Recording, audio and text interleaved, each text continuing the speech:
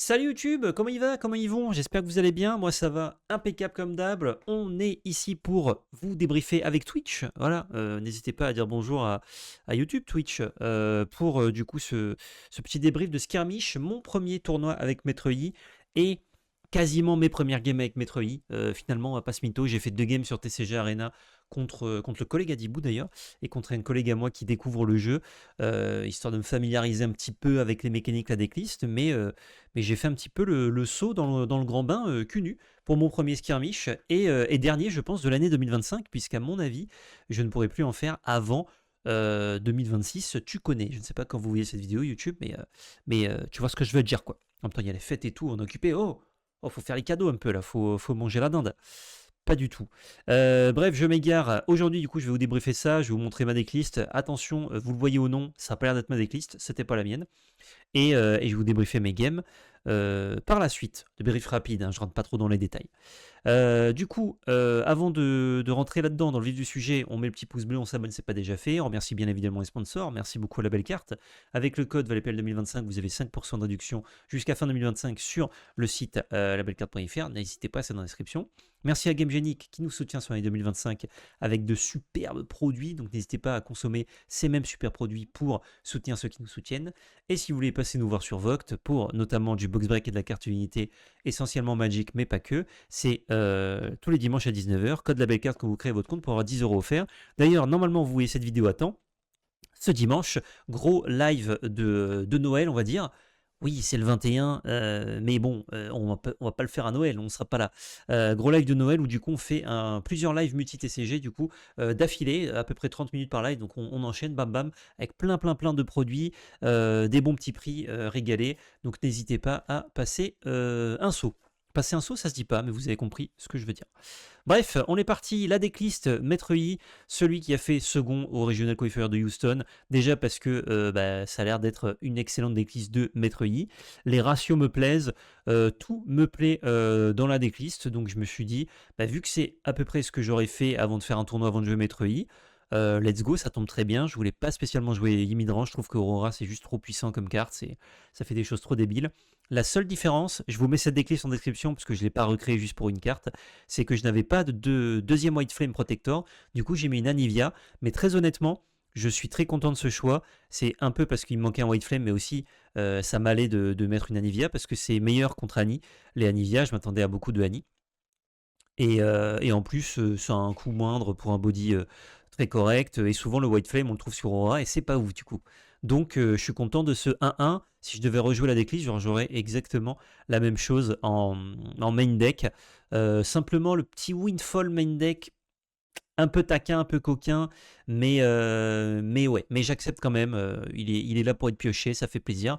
Par contre, en side, j'en parlerai plus tard, mais je suis pas sûr que je garderai ces petits bonhommes. Je vais m'expliquer, en tout cas sur mon ressenti. Et Windfall Sabotage, qui sont 2 cartes que j'ai rentrées quasiment dans tous les match-ups. Donc très content de ne pas les avoir à la une, mais très content de les avoir après side. Dans ce tournoi, il y avait 22 participants, je crois, sur ce skirmish, sur 32 maximum. C'était pas fou, en même temps, il y avait beaucoup d'autres tournois le même week-end dans la région, en tout cas pour Reefbound. Donc forcément, voilà. Et pour ceux qui ne connaissent pas le but de Maître Yi, donc la légende, elle donne +2 aux unités alliées qui défendent seules. Et le but du deck, c'est de jouer des cartes comme Mobilize. Non, il est où? Ah voilà, Fan Your Center et Catalyst qui vont vous permettre de channel des runes supplémentaires pour vite jouer des gros pâtés avec le Testify Folk, White Flame, Dead Bloom, Mountain Drake ou imaginons un Volibear. Et on a 3 Dazzling Aurora qui sont aussi des pâtés que l'on caste, c'est le pâté préférentiel, puisque lui, il va nous chercher un pâté tous les tours, ce qui permet de faire 2 grosses bêtes par tour et d'éclater à peu près tout le monde. Sauf les decks Annie qui, eux, nous renvoient nos pâtés dans la main ou dans la base. Autour de ça, on a accès à une bonne interaction qui est challenge et sabotage aussi qui nous permet de regarder la main, d'enlever un truc. Une des meilleures interactions du jeu actuellement, si ce n'est la meilleure, charme. En tout cas, quand vous avez des grosses bêtes, c'est trop fort. C'est pour un ciao, ça dégage. 2 stun main deck qui est un peu la petite touche du joueur du coup qui a build cette decklist et que j'adore, je suis fan. On pourrait descendre à 1 main deck honnêtement, mais 2 j'aime bien. 3 Defy qui sont des contre-sorts comme le Windfall. Discipline qui est un petit buff qui permet de piocher et qui est aussi une tech très intéressante dans certains match-up en fonction du battlefield, et 3 Zonia pour protéger nos créatures. Le reste, voilà, des pâtés, etc. En side, contre les decks trop agressifs, on enlève 3 Aurora et 3 trucs un peu lents comme le Volibear ou des trucs qui servent à rien pour rentrer 3 Poro et 3 Clockwork Keeper pour avoir de l'early game pour ne pas mourir. Et Sabotage et Windfall, je vous le dis, j'avais envie de le rentrer contre absolument tout le monde.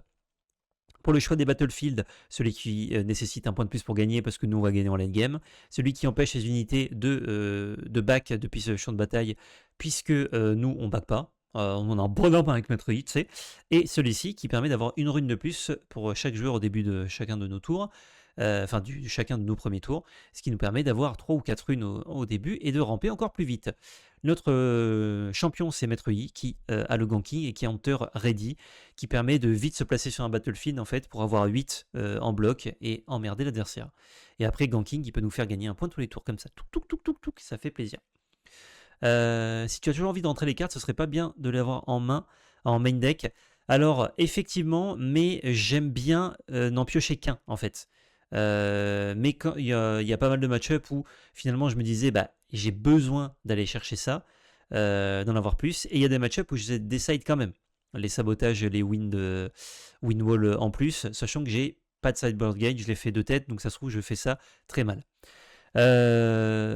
Première ronde, on affronte, alors je vous ai pris des decklists en exemple, pas exactement les mêmes, juste Miss Fortune avec laquelle j'aurais aimé jouer si j'avais eu le deck. Du coup je me dis on va voir si j'ai bien fait de partir sur Maître Yi, qu'on m'a prêté. D'ailleurs, je remercie beaucoup Captain Z qui m'a prêté le deck. Il m'a proposé de faire le tournoi. Je lui ai dit, bah écoute, si on me prête un deck, moi je suis chaud, mais j'ai pas envie de rejouer Victor. Pas que j'aime pas le deck ou qu'il est pas bon, mais voilà, j'avais fait, en fait, la plupart des games que j'ai fait sur TCG Arena, c'était avec Victor. J'en avais pas fait 1000 non plus, mais quelques-unes, plus un tournoi, etc. Donc là, j'avais envie de découvrir autre chose. Le jeu vient de sortir, c'est cool de jouer différents decks. Et il m'a dit, bah moi j'ai un Maître Yi si tu veux. Je lui ai dit, bah bingo, c'est trop sympa. Il m'a demandé la decklist que je voulais jouer et tout, donc franchement, gros big up à lui, il m'a full régalé. Du coup, j'affronte Miss Fortune, qui est un deck Aurora, mais plus contrôle, parce qu'on a les interactions violettes, qui rampe un petit peu moins bien, parce qu'on n'a pas le Find Your Center de vert, et qui a des pâtés un peu moins gros, mais qui permettent de discard l'adversaire, donc ils sont quand même très relous. Et il y a Bullet Time, qui est quand même assez extraordinaire. À la une, on a tous les deux le Battlefield qui nécessite un point de plus pour gagner. Les decks Aurora jouent tous ça. Du coup, il faut 10 points pour gagner, ce qui fait que la game 1 est particulièrement longue. Il a 2 Aurora, j'en ai un de mon côté. Du coup, il met 2 bêtes par tour en jeu, plus celle qu'il peut jouer potentiellement. Et moi, j'en mets qu'une, plus celle que je peux jouer. Ce qui se passe, c'est que vite, il a plus de bêtes dans son deck, puisqu'il en met 2 par tour.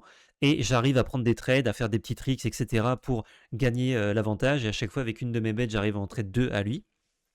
À chaque fois, plusieurs fois en tout cas, ce qui me permet d'avoir l'avantage. Et lui, du coup, malheureusement, il a beaucoup de créatures, d'unités dans sa main. Ce qui fait qu'il les joue pas et que très vite, ces deux Aurora n'ont plus d'effet, alors que la mienne continue de mettre des bêtes en jeu. Et il doit du coup lancer ses unités à la main, ce qui lui coûte cher. Du coup, j'arrive à reprendre l'avantage comme ça. Et il a plus assez de bêtes ensuite pour s'en sortir. Du coup, je gagne la première. Et la deuxième, je loud tempo, disons. J'arrive à prendre le board relativement rapidement. Il y a une Aurora de chaque côté. Puis, quand à un moment donné, il se met un peu full tap, je clean le board en faisant des bisous, etc. À ça, du coup, la game n'est pas finie. Il y a quand même une chance pour qu'il revienne. Notamment, je laisse passer un bullet time que j'aurais pu contrer. J'avais pas compris que ça mettait X dommages à toutes les bêtes d'un champ de bataille. Je croyais que c'était à une seule. Du coup, il bazarde quasiment toutes ses runes, mais il me tue 2 bêtes à un champ de bataille. Du coup, je me dis, ah merde, là, c'est peut-être une petite erreur. J'espère que ça va pas me coûter la game. Mais au final, je continue de mettre du board et ça se passe pas trop mal. J'arrive à lock la game puisque j'avais pris suffisamment de points de victoire d'avance pour gagner. Donc, je gagne ma première ronde. Très content.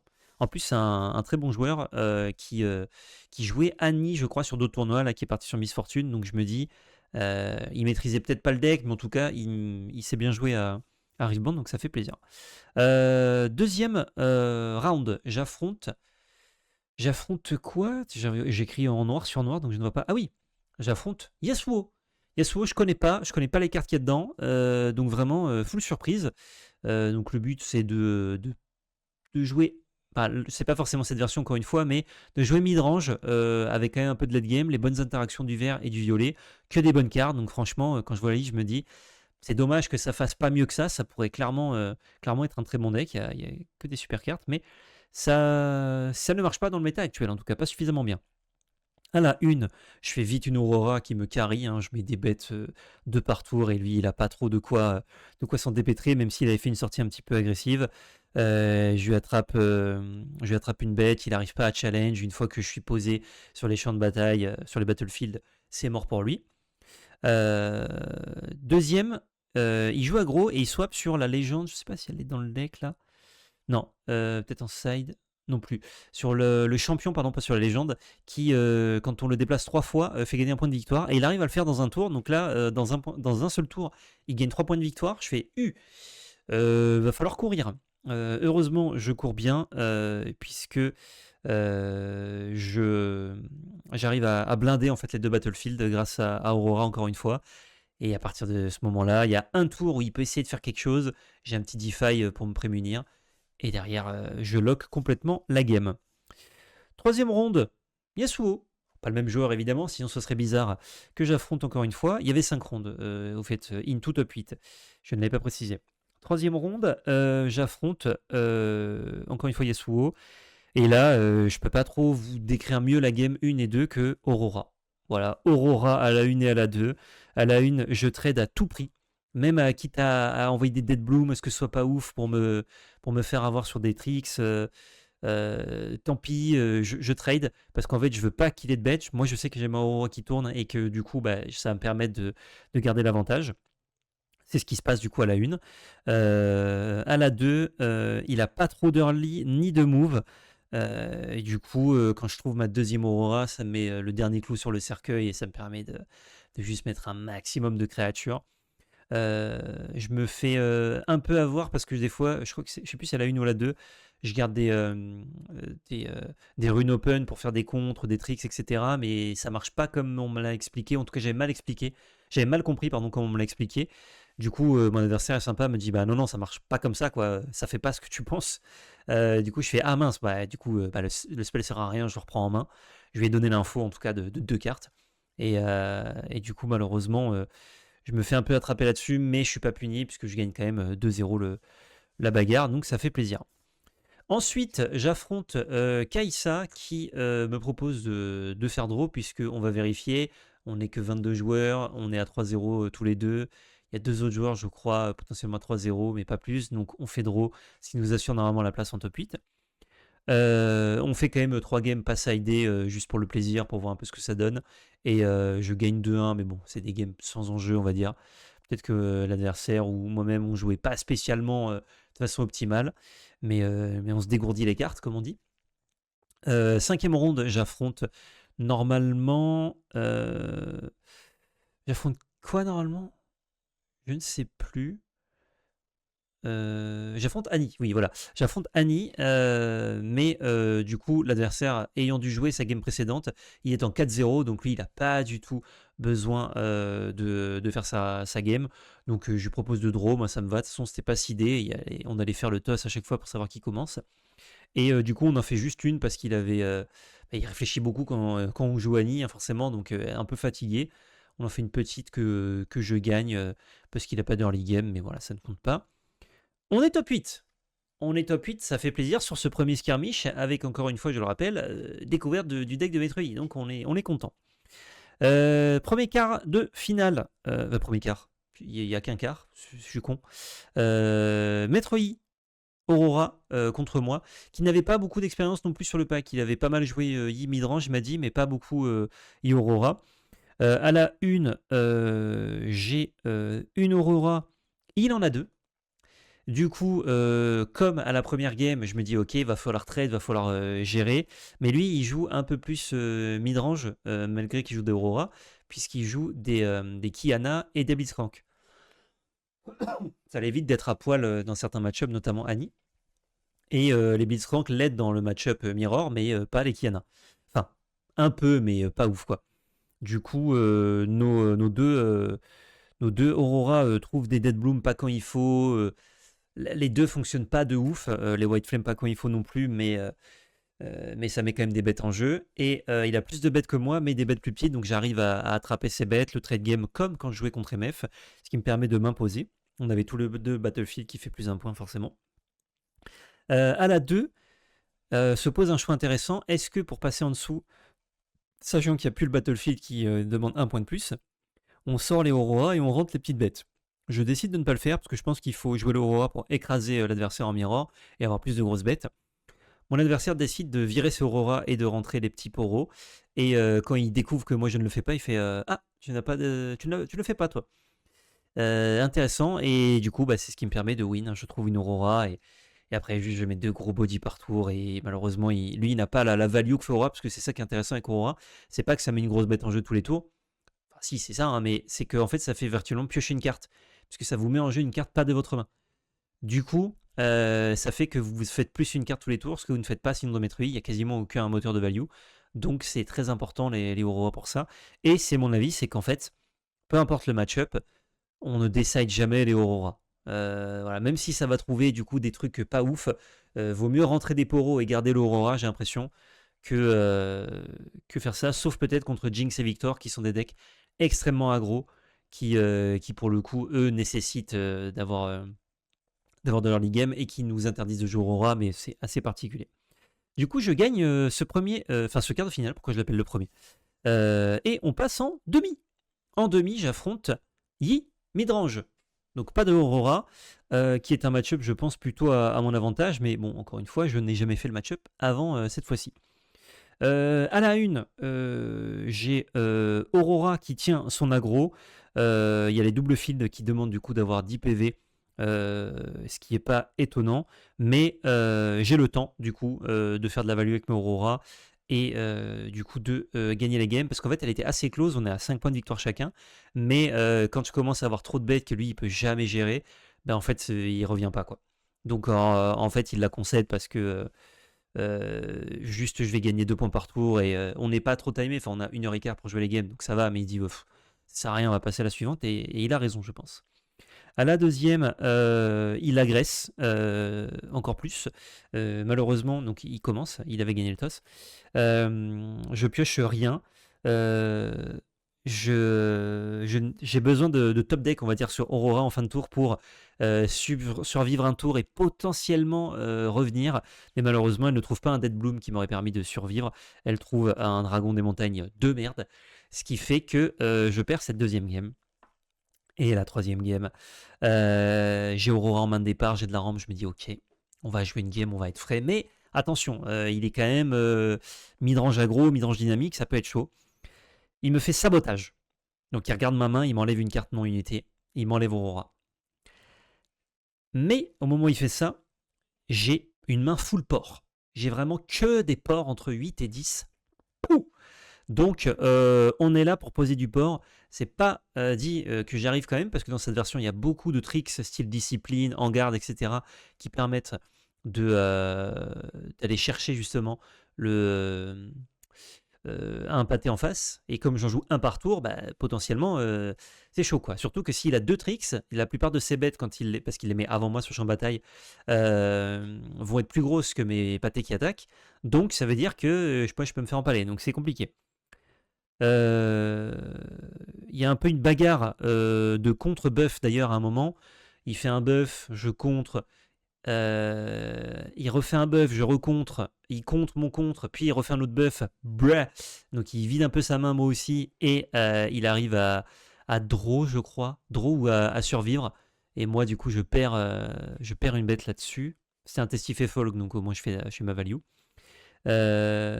Et 2 tours après, qui met discard l'Aurora, je top deck Aurora.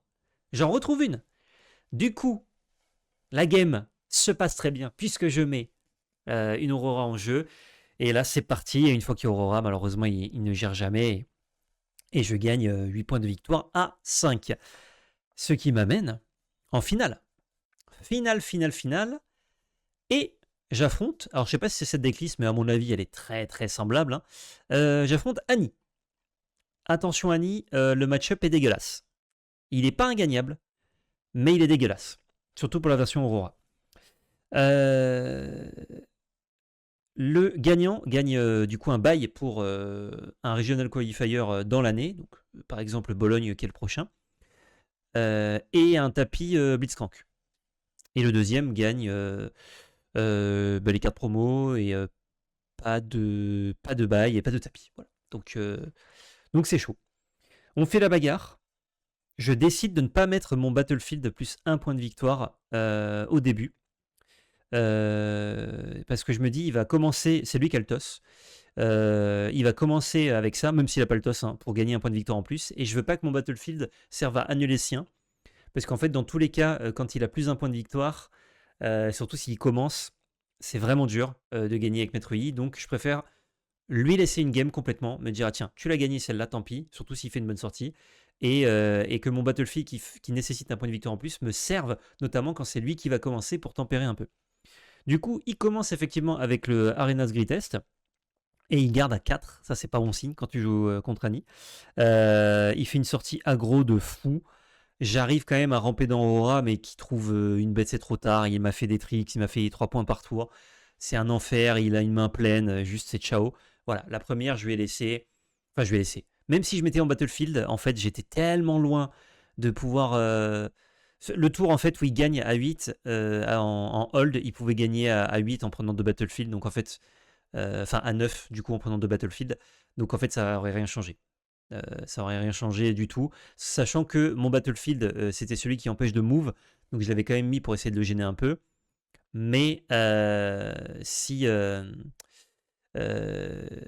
ça ne changeait rien, ça veut dire qu'il m'éclatait quand même. Bon, bah au moins ce Battlefield-là, il passait. Et les deux autres qui sont plus utiles me servent à le rosser.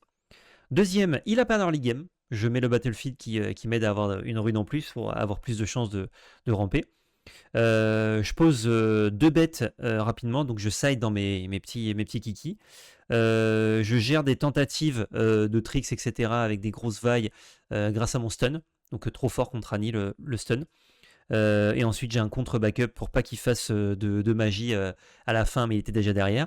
Et GG, ce qui me permet de prendre les 2 Battlefield et de gagner. Troisième game. Troisième et dernière game de cette journée qui a commencé à 11h avec un problème logiciel d'ailleurs, ce qui fait qu'on a commencé à midi. Et actuellement, il est 20h passé. Donc la journée est longue. Troisième game, il est très aggro. Il est très aggro, mais j'ai mon early game. Ma main ne me convient pas tant que ça, mais en même temps, je rentre mon early game, c'est pour l'avoir en early, donc je le garde, un poro et autre chose. Malheureusement, il est trop aggro. Il est trop aggro sur le début. Il me présente que des situations dégueulasses pour mon poro. Je dois trade des poros plutôt que de prendre un board avec prendre un Battlefield avec un poro et qui est 5. Du coup, c'est très dur à lui pour les déloger. Il est obligé de faire des tricks un peu chiants et que ça me laisse du temps. Il gagne vite ses points. Il a tout. Il a tous ses tricks, ses stack decks, ses cleaves, ses bêtes quand il faut. C'est la bagarre, c'est la bagarre. Je commence un petit peu à essayer de revenir tranquillement. Je suis à 5 points de victoire quand lui, il est à 6, 7. Aïe, aïe, aïe, aïe, aïe. Donc je n'ai plus d'aura, donc il faut que je mette des pâtés à la main et c'est compliqué. Il faut que je les trouve, quoi. Faut que je les pioche. Parce que du coup, j'ai 5 pâtés, 4 ou 5 pâtés de moins après side. Et au tour qui peut être décisif, même si ça est très chaud, il avait une main pleine. Il trouve une carte de side. Je sais pas si elle est dans ce side-là. Ouais, Draven. Qui est en 2 exemplaires normalement dans le side, qui fait que vu qu'il a beaucoup de points de victoire, il est énorme le Draven. Il met tout sur un Battlefield. Je ne trouve rien. Il n'y a rien qui pouvait me sauver de toute façon, mais je ne trouve rien. Et c'est bien joué à lui. Je m'incline malheureusement en finale de ce premier skirmish, mais très content. Très content, vraiment très content de la perf. Maître Yi, très agréable à jouer, pas très dur à jouer. C'est pas le deck que je préfère, honnêtement, de ce que j'ai vu, de ce que les gens jouaient et de ce que j'ai pu jouer dans Riftbound. Mais c'est un peu le deck, t'as pas trop envie, entre guillemets, de te prendre la tête. T'as pas beaucoup de choix, attention. Une erreur, ça peut te coûter la game dans Maître Yi, donc faut quand même un minimum bien piloter, mais au global, ça va. Et c'est hyper agréable, du coup, dans les games, les décisions, etc. Ça vous apprend vraiment des bases du jeu, donc c'est cool, notamment pour le placement, le board et tout. Et quand vous jouez contre Tempo, là, c'est vraiment des games très complexes. Du coup, la petite carte que je vous disais, là, qui est intéressante, la discipline, c'est notamment contre les decks Dreaming Tree. qui est très cool parce que vous allez buffer vos bêtes et piocher 2 pour 2. Ce qui manque clairement dans le pack, la pioche. Donc c'est pour ça que les 2 main decks, que j'ai quand même souvent sortis, mais je pense que je l'ai un peu trop sorti par rapport à ce qu'il faudrait.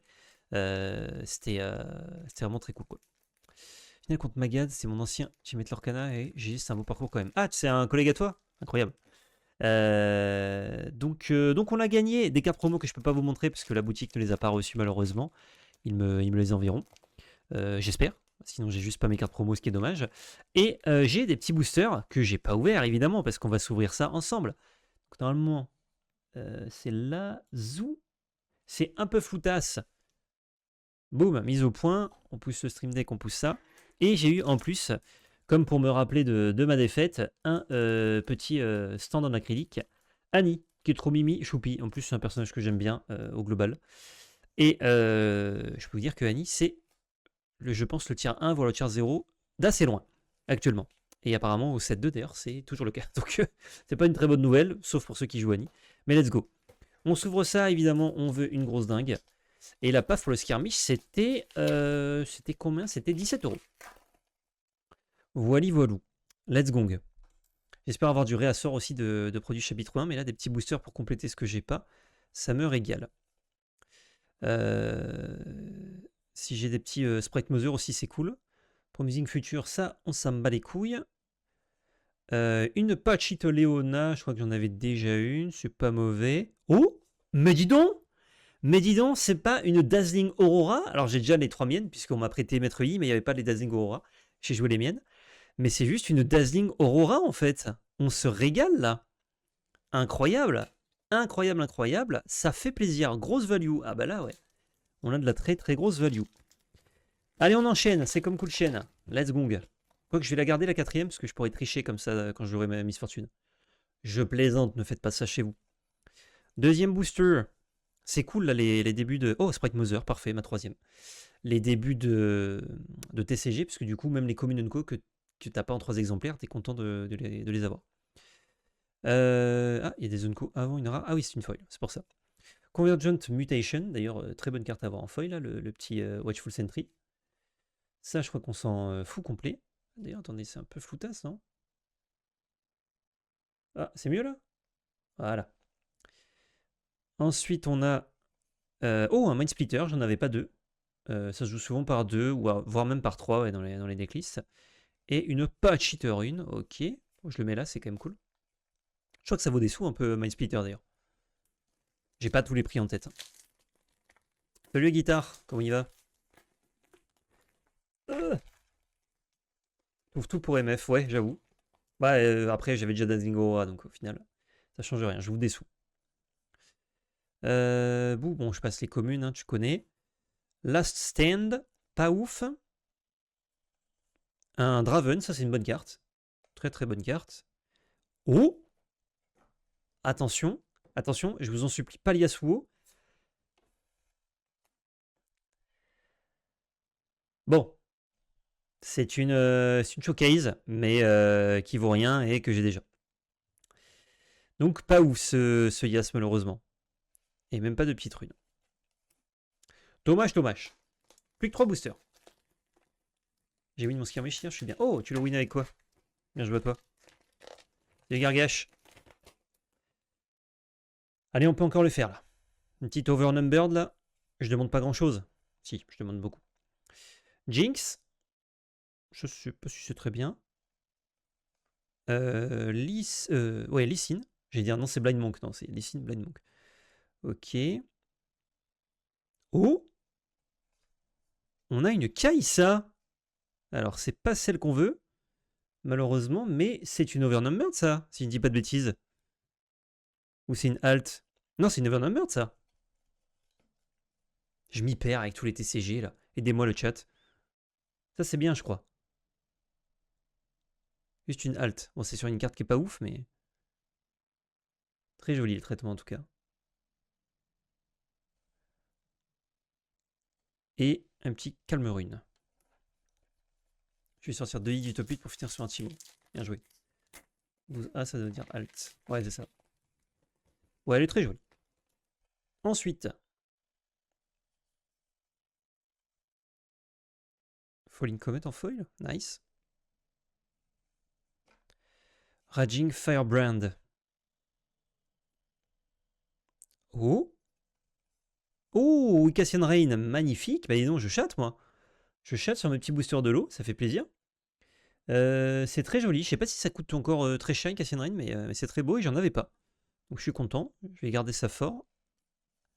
Allez, une petite rune dans le dernier booster pour le plaisir. Petite rune orange là. Savez-vous plus ou moins combien de displays pour faire un deck viable? Bah, sachant qu'il n'y a rien de garanti, tu peux ouvrir des displays à l'infini et ne pas avoir ce qu'il faut, entre guillemets, pour un deck, hein, si tu trouves que les trucs en double mémo. 30 € Cassian Rain? Ah ouais, c'est pas mal. C'est pas mal du tout. Je dirais que 2 à 3 boîtes de boosters, normalement, tu as de quoi faire quasiment un deck complet. Et tu as des bouts de tous les autres decks, ce qui te permet de les vendre pour... Je pense que 2 displays déjà, t'es pas mal en revendant ce qui t'intéresse pas pour faire un deck. Mais il va t'en manquer. Et dernier boosters, c'est maintenant. C'est maintenant, on y va. Oh, ça brille. Ah, ça doit être un champion. Enfin, une légende, ouais, le Yas. Ok. Ensuite, on a un Primal Strength, bonne carte. What? Ah, bah c'est les fameux boosters avec une seule rare. Oh là là, quelle déception. Pour finir, c'est pas grave. On a quand même ouvert très très bien Cassian Rain, Dazing Aurora, Mind Splitter et la petite Kai'Sa Alt. Ça fait plaisir. Ça fait très plaisir. Ok, je vous refais un petit focus. Boum. C'est Yasuo, ta deuxième rare? Ah, ça compte comme une rare les. Je croyais que c'était en plus. Ok. Je croyais que ça c'était toujours en plus. Ok, my bad. My bad, my bad. Bon, dans tous les cas, même si j'ai eu de rares, elles étaient pourries. Je crois. Enfin, pas pourries. Elles valaient pas grand chose, mais Primal Strike, c'est joué. Et bien ça conclut ce débrief du coup de mon premier skirmish. Merci de m'avoir suivi jusqu'au bout YouTube. Merci aussi à vous Twitch bien évidemment, mais ne quittez pas, il y a un autre débrief d'un autre tournoi, d'un autre TCG juste après Twitch. Je vous fais des bisous YouTube, je vous dis à très bientôt pour encore plus de Riftbound et surtout n'oubliez pas, c'est de la belle magie. Ciao tout le monde!